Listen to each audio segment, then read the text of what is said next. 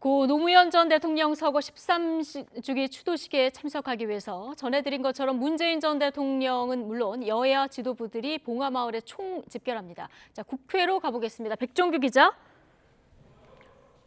네, 국회입니다. 네, 여야 지도부가 노 전 대통령의 추도식에 오늘 총집결하는데 진영별로 각각의 메시지가 좀 있는 것 같군요.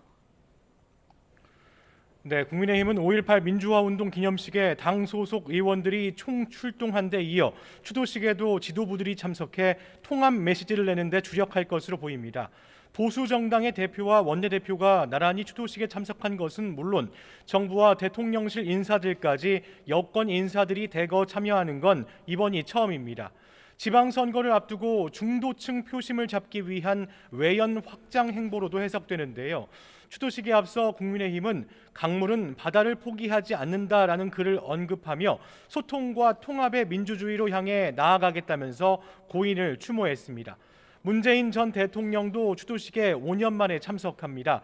더불어민주당은 문 전 대통령과 지도부 등 범야권 인사들이 고인을 기리는 모습을 보이는 것만으로 해도 지지층을 결집하는 계기가 될 수 있을 것으로 기대하고 있습니다.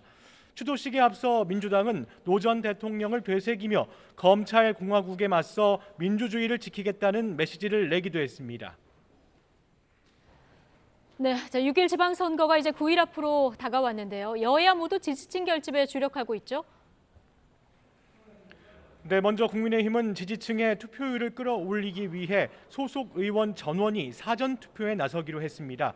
이번 선거에서 자칫 조직력에서 우위를 점한 민주당이 유리할 것이라는 판단 때문입니다. 모두가 사전 투표를 통해서 투표율을 올리자. 그래서 모든 국회의원들이 사전 투표를 저는 다 사전 투표를 하기로 그렇게 방침을 정했습니다. 더불어민주당도 지지층 결집에 주력하고 있습니다. 이재명 민주당 총괄선대위원장은 경남 김해를 찾아 대선 이후 치러지는 선거인인 만큼 어려운 상황이라며 지방선거에서 유능한 일꾼을 뽑아줄 것을 호소하며 투표장에 가서 꼭 투표해달라고 강조했습니다. 우리를 통해서 희망을 만들고 했던 분들이 투표장에 가기만 하면 포기하지만 않으면 다른 분들 포기하지 않게 하면 우리가 이길 수 있다. 주요 격전지 후보들도 바삐 움직이고 있습니다. 오세훈 국민의힘 서울시장 후보는 서울을 P자형으로 돌며 송영길 더불어민주당 서울시장 후보는 대학과 시장, 지하철역을 순회하며 민심을 공략하고 있습니다. 경기지사 후보들은 오늘 저녁 지상파 3사가 진행하는 토론회에 참석할 예정입니다. 네, 자, 정호영 보건복지부 장관 후보자 거취도 지금 관심이죠.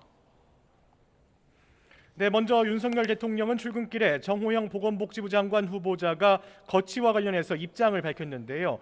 이르면 오늘 자진 사퇴 관측이 나온 가운데 조금 더 시간이 필요할 것 같다 이렇게 말했습니다. 정호영 장관 후보자 임명 여부 결정하셨습니까? 글쎄 시간이 조금 더 필요한 것 같습니다. 다만 국민의힘 권성동 원내대표는 정 후보자를 장관으로 임명하는 것은 곤란하다는 의견을 대통령실에 전달했다고 밝혔는데 윤 대통령과 미묘한 시각차를 보인 것으로 해석되고 있습니다. 당내 중진 및 또 다수의 의원들로부터 의견을 청취한 결과 그 정호영 후보자가 자를 장관으로 임명하는 것은 곤란하지 않냐. 거기에 대해서는 반대하는 의견이 많았다는 점만 말씀드리겠습니다. 네, 민주당은 정 후보자에 대해 이미 국민이 낙마시킨 카드라며 거듭 압박했습니다.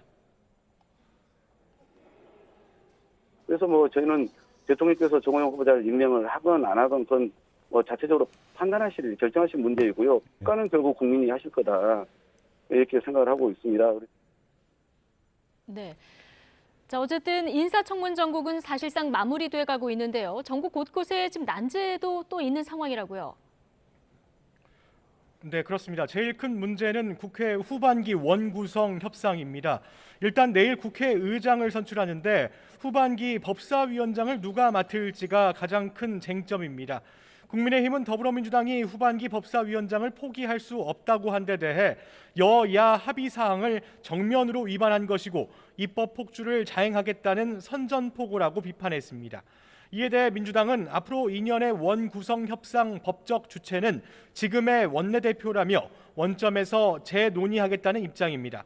이 밖에도 오는 25일 공청회를 앞둔 차별금지법 등을 놓고도 여야의 치열한 신경전이 이어질 것으로 전망됩니다. 지금까지 국회에서 YTN 백종규입니다.